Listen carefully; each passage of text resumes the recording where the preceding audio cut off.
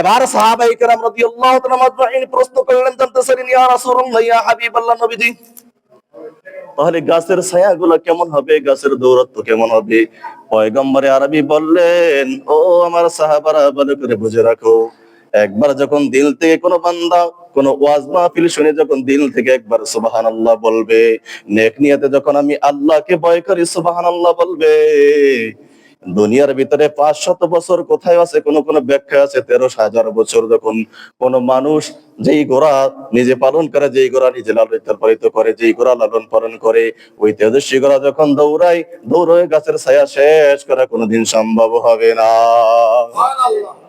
কেমন আল্লাহ পাক আমাদের এই আমল আখলাককে মজবুতের কারণে আল্লাহ পাক কত, আমাদের নিয়তের মজবুতের কারণে আল্লাহ পাক কত সুন্দর করে এই সুবহানাল্লাহ আলহামদুলিল্লাহ বলার দ্বারা কি ফায়দা লিখছেন।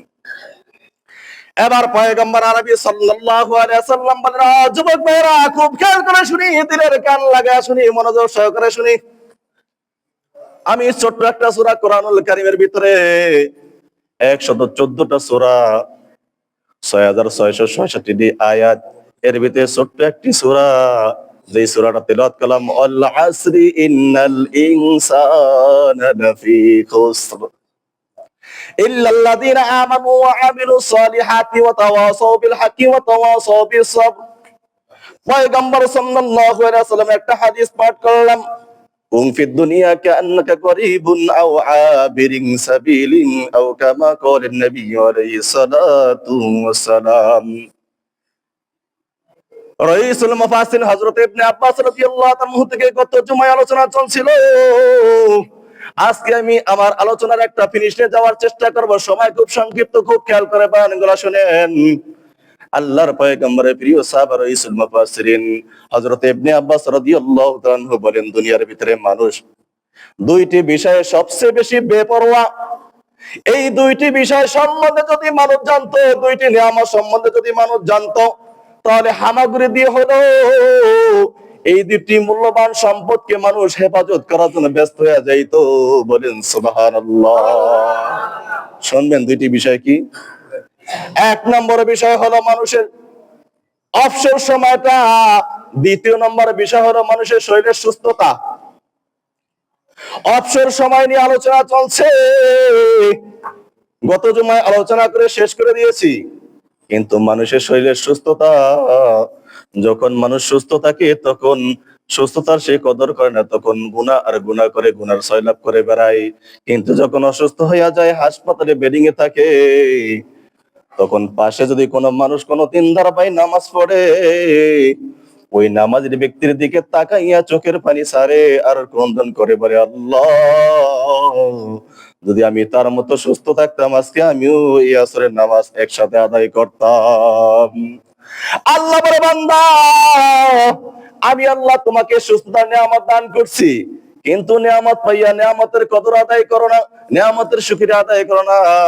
এই জন্য আমি কোরআনুল কারীমে ইরশাদ করেছি, লা ইন শাকারতুম লা আযীদান্নাকুম ওয়া লা ইন কাফারতুম ইন্না আযাবি লাশাদীদ। আমি আল্লাহ নিয়ামত পাইয়া নিয়ামতের শুকরিয়া আদায় করবা, আমি আল্লাহ তোমাদের নিয়ামতকে বাড়ায় দিব। জোরে বলেন আল্লাহু আকবার। এরপরে পয়গম্বর আরবি সাল্লাল্লাহু আলাইহি ওয়াসাল্লাম বলেন, ও দুনিয়ার মানুষ, সুস্থতা কত বড় নিয়ামত জানো জানো। 10 তলা বিল্ডিং এর ভিতরে শান্তি নাই, 5 তলা বিল্ডিং এর ভিতরে শান্তি নাই, এসি ওয়ালা রুমের ভিতরে শান্তি নাই, আছে বলেন?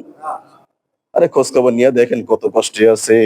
হাসপাতালে বেডিং এ কাতরায়, অথচ কোটি কোটি টাকার মালিক, তার বাড়ি দারোয়ান সুন্দর ভাবে রোস্ট খাইতেছে, বিরিয়ানি খাইতেছে, কত সুন্দর পোলাও বিরিয়ানি খাইতেছে, হালুয়া রুটি খাইতেছে, অথচ সে হাসপাতালে বেডিং এ কাতরায়, চোখের পানি সারে। ডাক্তার বলে, না না, তোমাকে সামান্য একটু যাও খাইতে হবে, তাও লবণ সারা। জোরে বলেন আল্লাহু আকবার।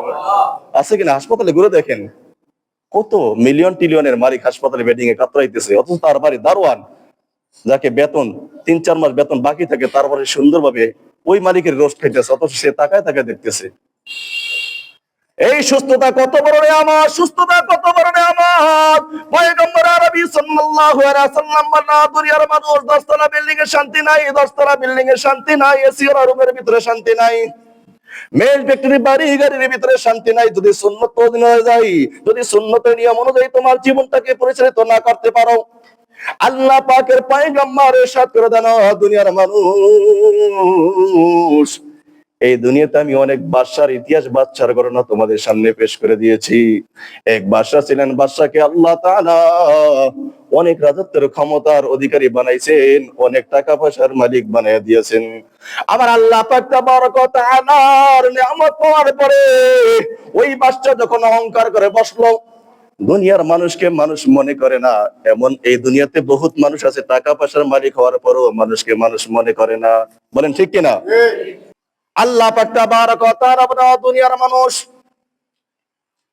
আমি আল্লাহ সেকেন্ডের ভিতরে, চোখের পলকের আগে আমি আল্লাহ তাআলা তোমার সম্পত্তি সবকিছু ছিনিয়ে নিতে পারি, এই ক্ষমতা আমি আল্লাহর আছে। বলেন আছে কিনা? এবার আল্লাহ তাআলা বলে, ও দুনিয়ার মানুষ, খুব খেয়াল করে বুঝো, পয়গম্বর আরবিকে জানিয়ে দিয়েছেন, ওই বাদশাকে যখন টাকা পয়সার মালিক বানানো হলো, অনেক ক্ষমতার মালিক, বাদশা রাজত্ব পাইয়া রাজ সিংহাসনে বসে আল্লাহ পাককে বলে গিয়েছে, সাধারণ মানুষের উপর নির্যাতন, জুলুম, নির্যাতন চালাইতেছে, নিপীড়ন চালাইতেছে। আমার আল্লাহ পাক বলেন, বাদশা রে, একদিন যে তোর কিছু ছিল না, একদিন তুই পথের ভিখারি ছিলি, গরিব ছিলি, আমি আল্লাহ দয়া করে তোরে টাকা পয়সার মালিক বানায় দিলাম। কিন্তু তুই আমি আল্লাহর দিকে মাথা না ঝুঁকাইয়া, মাথাটা উপরের দিকে উঠাইয়া গরিবের উপর নির্যাতন করতেছো, অহংকার করে বসতেছো, এমনকি আমি আল্লাহর হুকুম ইবাদত তুমি করো না।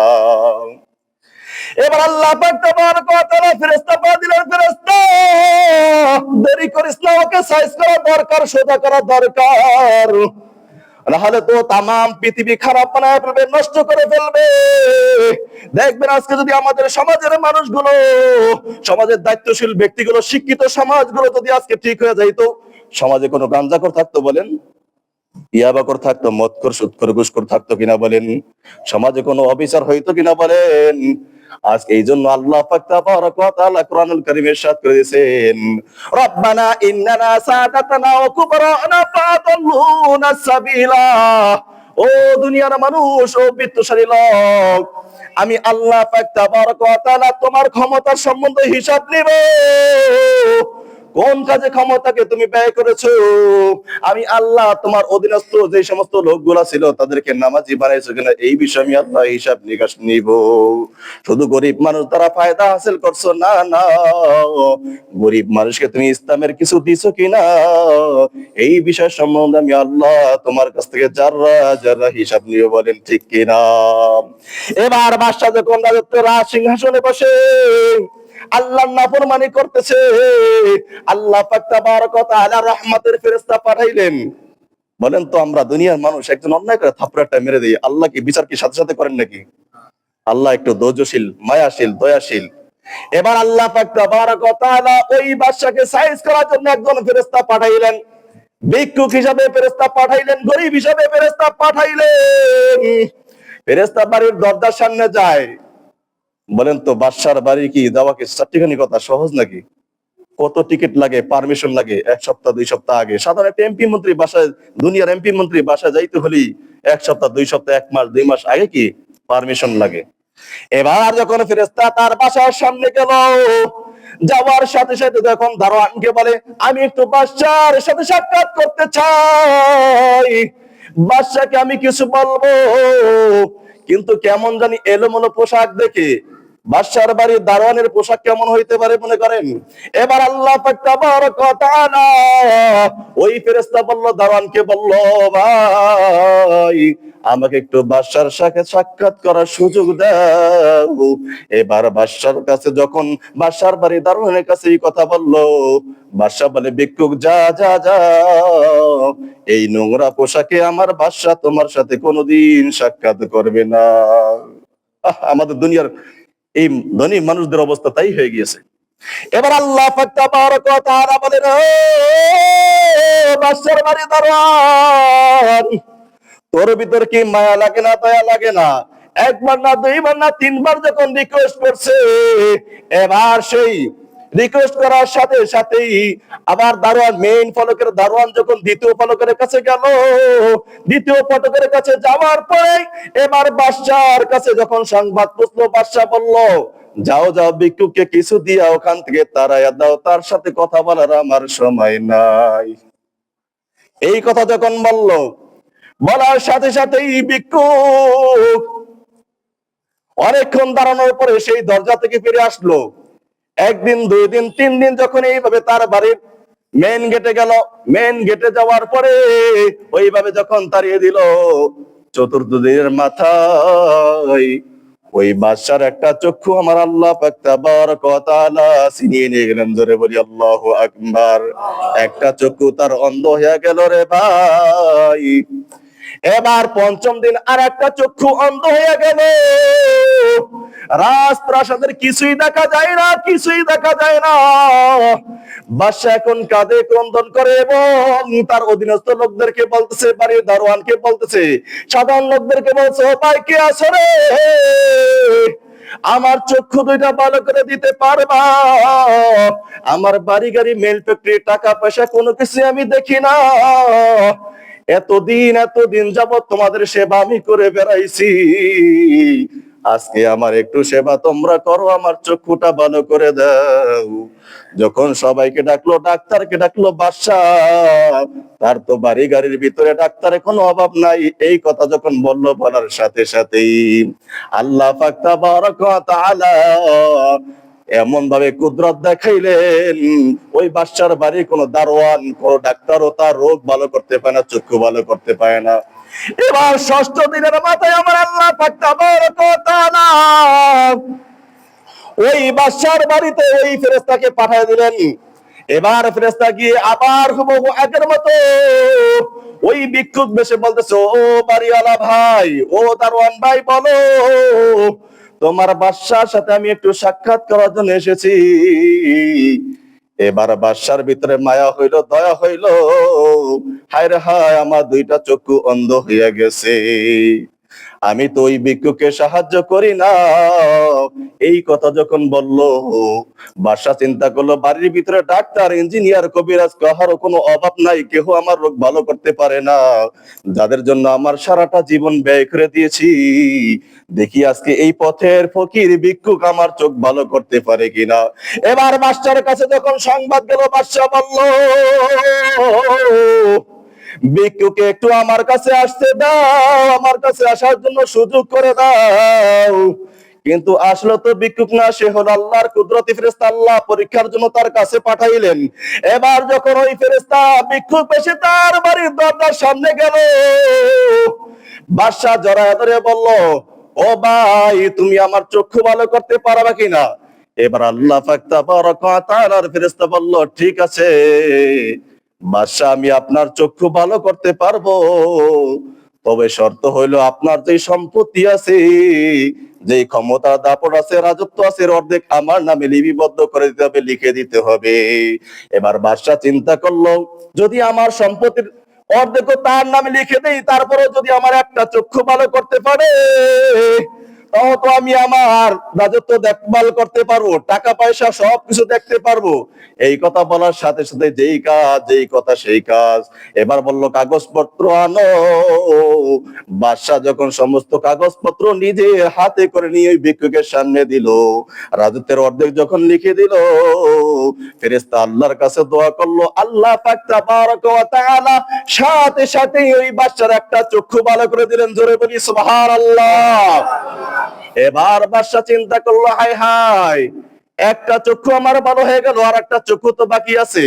এবার ওই ভিক্ষুক বলল, বাদশা যখন ভিক্ষুকের কাছে আবার আবদার করলো, ও ভাই, আমার আর একটা চক্ষু যদি তুমি ভালো করে দিতে পারো, তাহলে এর বিনিময়ে তোমাকে আমি কিছু দিব। এবার ভিক্ষুক বলল, ঠিক আছে, তোমার দ্বিতীয় চক্ষু ভালো করে দিব, তবে শর্ত হলো তোমার যত রাজত্বর যে ক্ষমতা আছে, টাকা পয়সা আছে, সবকিছু আমার নামে লিপিবদ্ধ করে দাও। বাদশা চিন্তা করলো, যদি আমার চক্ষু ভালো হয়ে যায়, কমপক্ষে দিয়ে জঙ্গলে গিয়ে কাঠ কেটে খাইলেও তো আমি খাইতে পারবো, কোনো সমস্যা নাই। ঠিক আছে, যদি তুমি আমার রাজত্ব সব নিয়া ক্ষমতার দাপট সবকিছু তোমার নামে লিপিবদ্ধ করে দিয়া যদি এর বিনিময়ে তুমি আমার চক্ষু ভালো করে দিতে পারো, তাহলে আমার কোনো সমস্যা নাই। এবার সে রাজি হইয়া গেল। এবার ওই ফেরেশতা বলল, ঠিক আছে কাগজ আনেন। কাগজের ভিতরে বাদশা সাইন করে দিল। সাইন করার সাথে সাথেই আল্লাহ পাকের কাছে ফেরেশতা যখন আবদার করলো, দোয়া করলো, ফরিয়াদ করলো, আমার মাওলা পাক তাবারক ওয়া তাআলা বাদশার দ্বিতীয় চক্ষু ভালো করে দিলেন।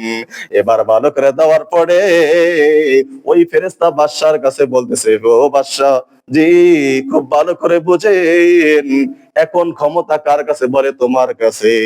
বলেন তো, যেই আল্লাহ আপনাকে যেই আল্লাহ পাক আমাকে খালি হাতে আপনার বাসা থেকে ফিরাইছে, সেই আল্লাহ সেই ক্ষমতা আমার কাছে এখন ছিনিয়ে দিল। বলেন, ক্ষমতার মালিক কে? এই কথা যখন বাদশার কাছে বলল, বাদশার জ্ঞান ফিরে আসলো। এবার ফেরেশতা বলতেছে, ও ভাই, আমার কোনো টাকা পয়সা অর্থকরী কোনো কিছুর প্রয়োজন নাই, শুধু আপনার ঈমানটাকে একটু নাড়া দেওয়ার জন্য আমার মাওলা আপনার কাছে পাঠাইলেন। নেন, আমার কোনো সম্পত্তি দরকার নাই, রাজত্বের দরকার নাই, আপনার সম্পত্তি আপনাকে আমি সবকিছু অর্পণ করে দিলাম। এর বিনিময়ে আপনার কাছে আপনার বিবেকটা আমি নাড়া দিয়ে গেলাম, কোনোদিন আর আল্লাহর নাফরমানি করা যাবে না। যাবে? আপনি কোনোদিন আল্লাহর নাফরমানি করবেন না, দুনিয়ার জমিনে থাকবেন, ইনসাফ অনুযায়ী বিচার করবেন। যেই মাওলা পাক আপনাকে ক্ষমতা দান করছে, যেই মাওলা পাক আপনার কাছ থেকে ক্ষমতা ছিনিয়ে আমার কাছে দিয়েছে, ওই মাওলা পাকের ইবাদত করে জীবন যাপন কাটিয়ে দিবেন। জোরে বলি আল্লাহু আকবার। আল্লাহ পাক তাবারক ওয়া তাআলা যেই কথাগুলো বললাম, এই কথার উপর আমাদেরকে আমল করার তৌফিক দান করে সকলে বলি আমিন।